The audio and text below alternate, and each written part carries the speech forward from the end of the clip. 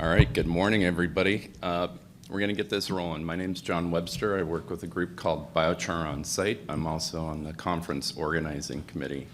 So we're going to be exploring a number of different processes and technology for mobile carbonization today, and new and innovative programs that are going to help develop the space and create new opportunities for both soil health, decarbonization of some of these industries, and ways just to move forward and create jobs all at the same time. So what I'm going to do now is we've got Wyatt and Zack that are here.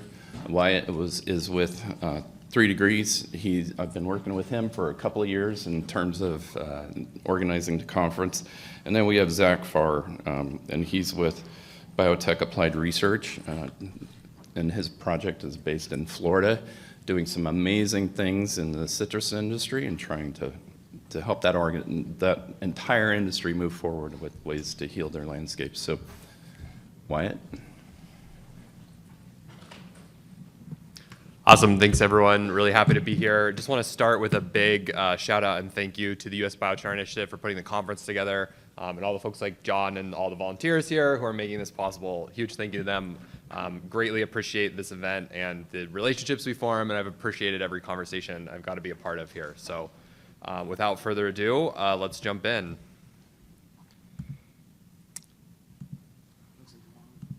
There we go. So we're going to talk about Zack's project. Here's a little bit of just a foreshadow of what we're going to talk about. I've known Zack for almost 2 years now. We've been chatting and trying to make this thing a success, and I'm really excited to be here today to share this with you. My name is Wyatt. I'm the Carbon Project Development Manager at 3 Degrees for our biochar business.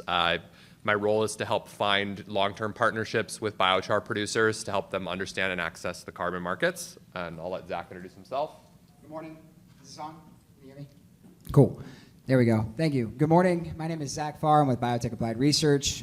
Good to see a lot of familiar faces in the room. Really appreciate the United States Biochar Initiative for setting up such an amazing conference. And I got to say thank you to Wyatt and 3 Degrees for supporting our project up to this point. So we're trying to get a lot done in 20 minutes. So if you do have questions, feel free to contact me afterwards. Just a little background about 3 Degrees. Our mission is to make corporate customers able to take urgent action on climate change. So we're a company that's founded in 2002. We're a global company. Our focus in biochar is providing MRV and sales solutions to projects. So working with them on the ground to help them understand exactly what it takes to make a carbon credit and how to access those markets. And then Zack, I'll let you talk a little bit about Farr and your history. Yeah, so Biotech Applied Research was founded in 2023 with a mission to create collaborative environments to focus efforts on solving some of these sustainability challenges and regional aspects. As a third-generation citrus farmer, we'll touch a lot on this. There's a massive challenge in our region where we have a lot of wood waste. We have a lack of economic opportunity because an industry has declined 95%, an industry that a lot of us are taking. It's a personal challenge that a lot of these communities are facing. So that's how we established this nonprofit. We are a 501c3 nonprofit. Most of our opportunities are in consulting services, as well as biochar production, as well as biochar pilot projects across the state of Florida. So that's pretty much what we do. So Zack, tell me a little bit about why we're here and the first-hand look on what's going on down in your area. Yeah, I spoke too soon. So back in the day, the citrus industry was the industry that developed Florida. It's been around for hundreds of years, since the 1500s. And in 2004, we were at the peak of production. It was a $9 billion industry, and that's when the Asian citrus psyllid came to Miami and started to spread, which caused a disease that kills the root system of the tree. We've spent $4 billion trying to find a solution to this little insect that flies around causing all this chaos. And we had about 800,000 acres of citrus back then. Now we're borderline 250,000 acres with a 95% loss of production. So that means we have a lot of wood waste that is currently being open air burned, and I've been seeing it for years, trying to think, what can we do to find a solution? So in 2023, we're growing industrial hemp to kind of be an alternative crop, and we noticed that in a 12 by 12 section on a parcel of land with no irrigation, the plants are growing 12 feet tall in 60 days. So we did some soil samples and realized that we put the hemp plants on an old burn pile that still had the ash and the carbon from the citrus trees, and that's when the biochar opportunity kind of started to make a lot more sense. Yeah, I'd like to share a story, especially calling out to the picture of the pile burn here. When I first met Zack, a year and a half ago or 2 years ago, he was sending me all these videos of roadside pile burns as he was driving around Florida. Just, we have to do something about this. Like, this is insane. Like, they're just we're burning all of this stuff on the side of the road. And that really started Zack and I's relationship. And on that note, we last year alone, we lost 26,000 acres of citrus, and they only process is open air burning. It's the cheapest opportunity for farmers to do it. And on top of that, we're losing 120 acres of agricultural land a day in Florida due to all this perfect storm, whether it is an actual storm, which are the hurricanes, or it's the real estate encroachment, or it's the decline of the industry. So there's one thing that we're going to talk about is if you are trying to get into the biochar industry, you got to find the biggest challenge and then curate your own efforts and your own solution to fix that challenge. Absolutely, and beyond just the local air pollution problems with open air burning like this, there's also the job and economic impact in the region. I bolded this word, the minimum net job loss. This was from a labor survey of the Florida citrus industry, comparing the jobs in the citrus industry from 2015 to 2021. As Zack and I talk more, we realize that number is probably actually a lot higher, with some reports even suggesting it's in the 30 to 40,000 job losses, in the last 10 years in the Florida citrus industry. So it's a big problem. It's something that's been going on for a while, and we're excited to be a part of it. Zack, why don't you tell us a little bit about just the high-level scope and the mission that you see for this project? We spent years, behind computers creating Excel sheets, scopes, SOPs, technology, sourcing, traveling across the United States, trying to find that perfect, magical box that can create instantaneous, easy solutions. And it just got to the point where I was telling the team, it's like, if we don't do something, I'm going to Thailand, and I'm going to do biochar over there and work on a forklift. And fortunately, I have a great team, and they're like, no, like let's just start something out. So that's when we had the privilege of meeting a group with Tidewater Equipment, who had a Tiger Cat 6040 carbonizer, and it was just like, it's kind of like seeing the love of your life at first sight when we saw this machine. And we're very privileged that they allowed us to do a demo with the machine. And during that demo, like the first day, if I could talk about this now, the first day we had 12 inches of rain the night before, which was like the most amount of rain we had in May ever.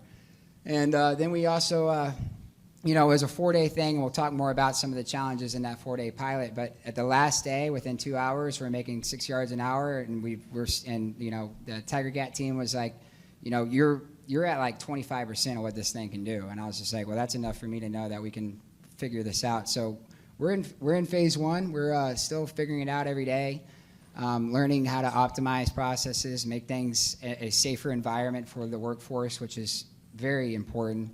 Working outdoors in Florida with a machine that gets exceptionally hot. And then, when you start something, you get a lot more, obviously, you get a lot more traction. Like, it's one thing to have a beautiful pitch deck. It's another thing to have a video of a machine on site doing the work, doing these things, making these impacts. And so we're at that stage now where we intend to have a mobile fleet next year to go to some of these inactive groves, where we've partnered with some of the largest citrus growers in the state of Florida. After 5 years of conversation, their backs are against the wall, and they realize that nobody's coming to save them, and we might necessarily be a savior, but we're certainly going to be providing solutions, revenue-generating opportunities for these guys. And that's a big part of this project. Is it starts with trust among the citrus growers. This requires participation with local farms and people in the citrus industry to willingly engage with Zack and his team. Zack, share a little bit about your history in the citrus industry, your family, and how you've built that trust with citrus growers in the region. Yeah, it's a unique opportunity where this industry, where we at our high school, we had citrus judging as an FFA, curriculum. So of course I was third in the state at that, and being able to it's a very small knit group, and I'm sure it's the same thing with the apples and the peaches all over the United States. Like every industry in agriculture, they have that group, and it's just like any sale, like the Jones effect. You get one person to do it, you get the others to fall in through. And we've been doing demos, just providing biochar for people to try out, because it's like, what's the worst that can happen? You know, your groves, your blueberries, whatever it is. At the end of the day, our soil and the ridge of Central Florida is 90% sand. So that leads to two of the challenges that Florida is facing: water and soil.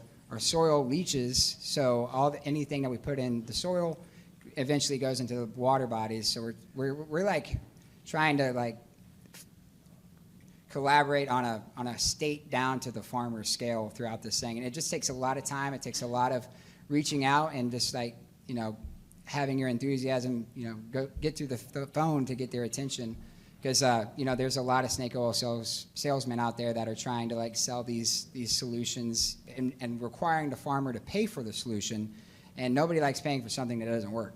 So that's where we're at now, is just like continuing to develop that trust.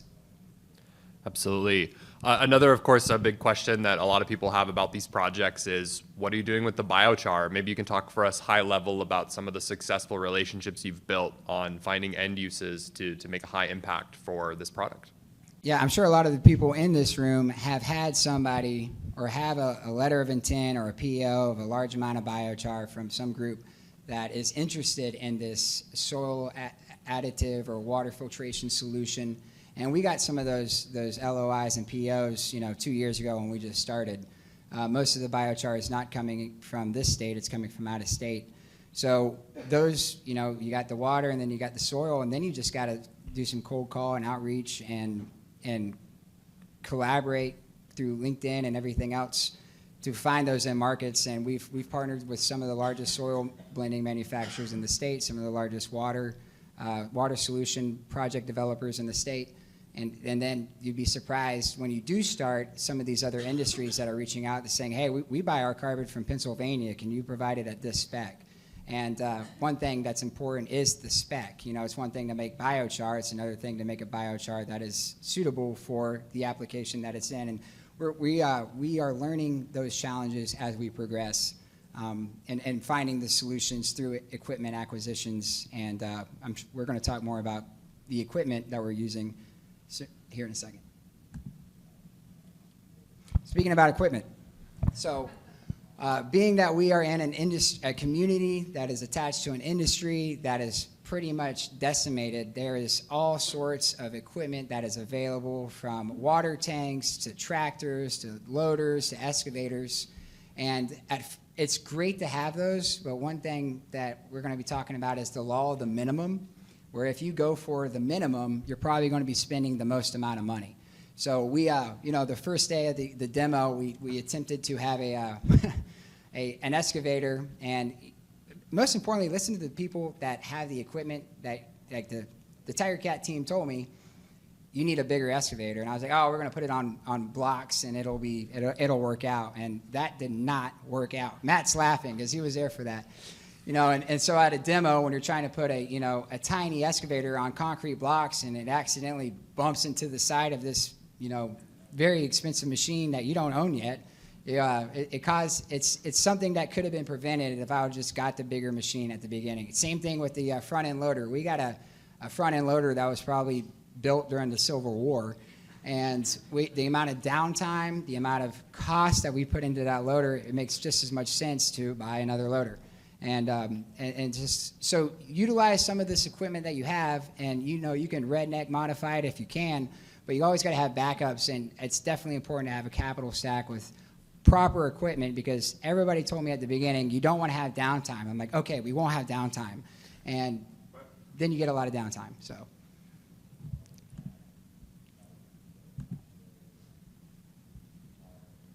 Want to share this video with you all, just as a short little 1-minute video about the actual project. I don't know how to start playing it, but. Florida's citrus industry, which was once the pride of the Sunshine State, is now facing a crisis. What was once the backbone of the Central Florida economy is now going up in smoke. Back in the day, you realized you're in Central Florida when you could roll down your window and catch that springtime perfume of orange blossoms.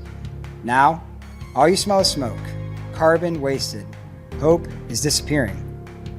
We've seen this firsthand. As generational citrus farmers, our family's history is deeply rooted in these groves. But the industry that we've known and loved is not the same anymore. But from the ashes, a new opportunity is arising. Biochar. It's not just a buzzword, it is a solution, a way to take what was once waste and turn it into something powerful. We're bringing in mobile biochar units right here in Central Florida. We'll be converting old citrus wood, the same wood that used to be burned, into rich carbon material that feeds our soil and protects our water. Instead of letting carbon drift into the sky, we're putting it back into the ground where it belongs. We've seen soil get tired, but we believe this is a way forward.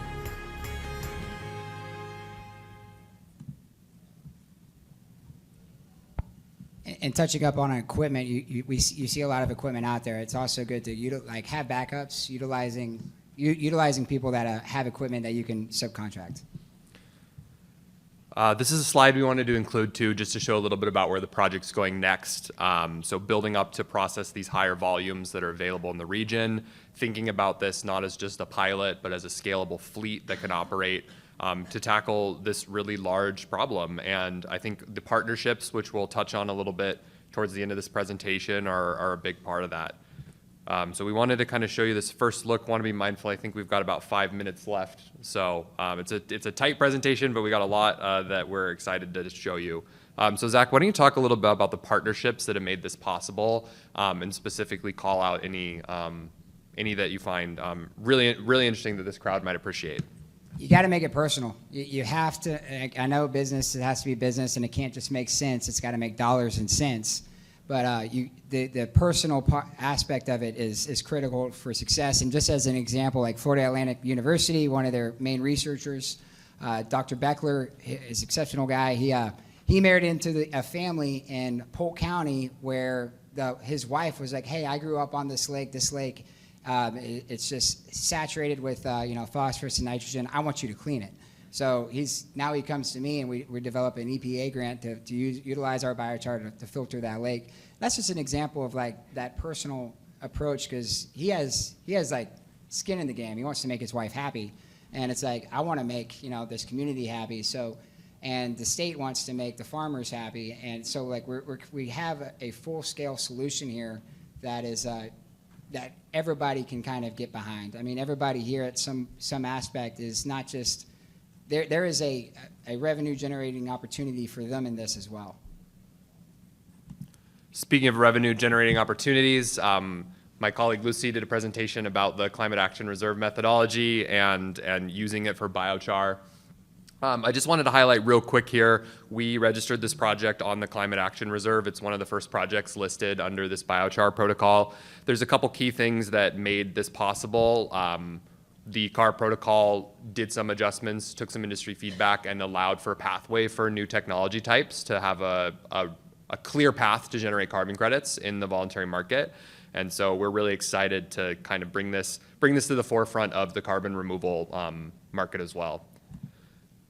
Of course, things don't always go as planned. Zach, you want to tell me a little bit about what I'm seeing in this picture here? Yeah, don't put a GoPro on an excavator and stick it over a 2,000-degree box.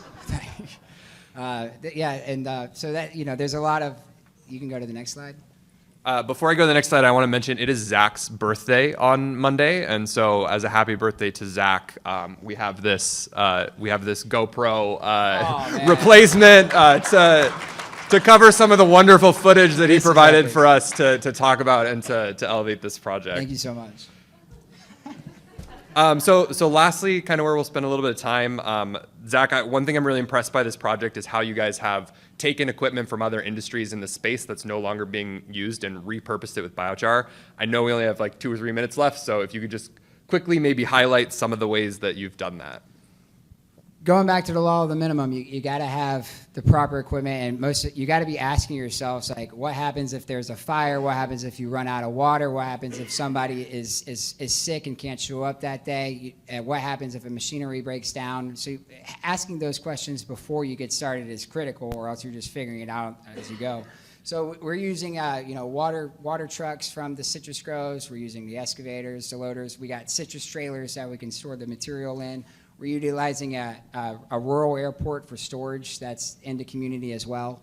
So, being able to, you got to have the water. I mean, there's weight scales in town. It costs money to have a scale on site, so we're just taking it to the weight scales. And most people, if you just got to ask. And you'd be surprised if they're not doing anything with it, what they'd be willing to give up for it. Absolutely. With the final minutes here, I just want to switch to final minute. Switch to this. This is kind of a look at what's going on in the future. If you have more questions about this project, Zach and I are going to be around for the day. We have a section for questions coming up next. We're excited to meet you all and to learn more. And then lastly, BAR is a nonprofit organization, so I encourage you to check out their website, learn about ways you can get involved with Zack and his team to support this broader regional mission and form those relationships. And I believe we're right at the 20 minutes, so thank you. Thank you everyone so much for being here. We greatly appreciate this. Reach out to Zack and I directly. We love engaging with people and hearing voices in this space. So thanks everyone for attending.